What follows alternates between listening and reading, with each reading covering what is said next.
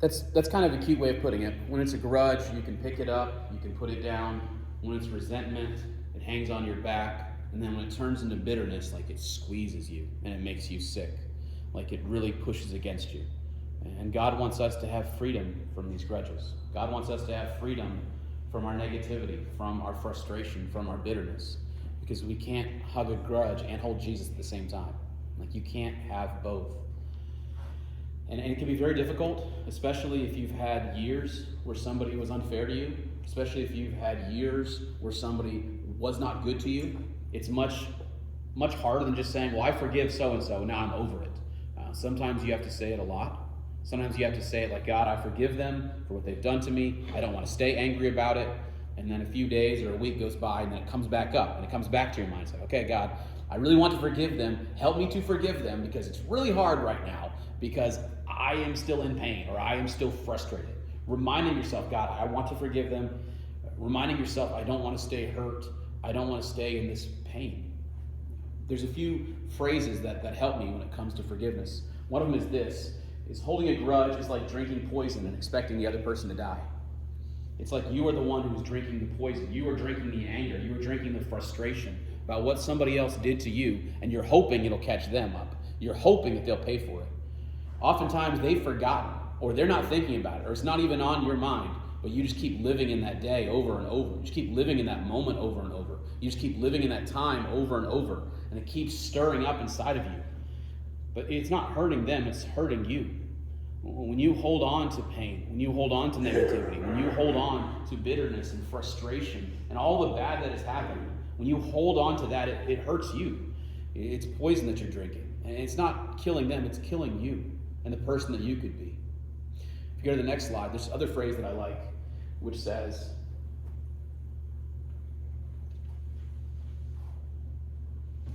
to forgive is to set a prisoner free and to discover that the prisoner is you. To forgive is to set a prisoner free and discover the prisoner is you. We can be imprisoned by our anger, by our frustration, by our unforgiveness, by our hurt. We can be a prisoner. But it feels like if I let it go, if I forgive them, I'm letting them off the hook. Like I'm letting them free. I'm letting them go. I'm letting them run away, and they don't deserve it. They do not deserve this because they hurt me this way. They do not deserve a free ticket out of here. They do not deserve a get out of jail free card. No, they need to suffer because of what they've done to me. And if I forgive them, it's like I'm just letting it go. And it's not like that. I know it feels that way in our minds. It's not like that. Forgiveness is not saying, yeah, it's okay, who cares? No big deal. Forgiveness is saying that was a big deal. That was not okay. That should not have happened to me. But for me to be okay, I got to find a way to walk away from it. Like for me to be okay, I got to find a way to get it off my back. It's too heavy. It's too painful. It's too negative. It's too bad for me. And if I keep dragging this thing around, it's going to hurt me more. And so forgiveness is I'm giving this to God. Like I'm giving this to Jesus as a sacrifice. God, you take this from me. God, I need you to fix this, to settle the score. I need you to take vengeance. I need you to do that for me because I can't do it because it's too heavy and it's too painful. And I'm so frustrated, God. Forgiveness is saying, I'm going to lay it down at your feet because I can't hold on to it any longer. Because I don't want to keep dragging this around. Because this is not good for me. It's not good for me to stay in that moment of pain. It's not good for me to constantly thinking negative thoughts about them. It's not good for me. It's not good for me. Because we think, man, if I had the power, I would do this. Man, if I could just straighten the roles, I would do this. Man, if I could just fix it, I would do this. The King Saul, who was not going to be a good person throughout his life, had all the power and had all the opportunity, had all the authority to execute whoever he wanted to. And he says, no, this day belongs to God. It doesn't matter that they said they wouldn't follow me. It doesn't matter that they came against me. It doesn't matter they didn't give me gifts. It doesn't matter that they said I shouldn't be king. We're not killing anybody today. This day belongs to God. And sometimes in our mind, sometimes in my mind at least, let me speak for myself, I feel like, man, if I had the opportunity, right? Just me? Okay, well, I'll confess a little bit. I'm not, man, if it could just be me, if I could just get away with it, I might scratch the car just a little bit. You know what I mean? I might just poke the tire just a little bit. Just me? Okay, well, that's fine. I've had these thoughts. I haven't done them. Don't go investigate. But I just had thoughts where it's like, man, if I could just get away with it, we'll just